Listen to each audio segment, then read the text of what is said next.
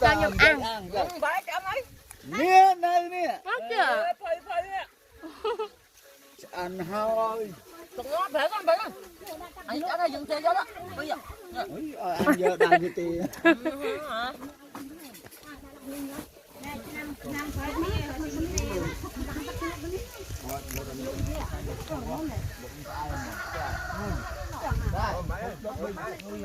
Nè mà nó chẹt thừa. Anh không chia đâu.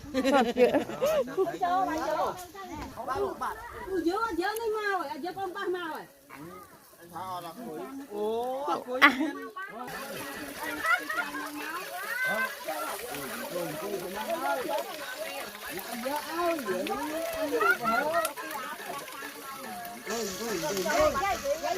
Đó. Con nè. Con.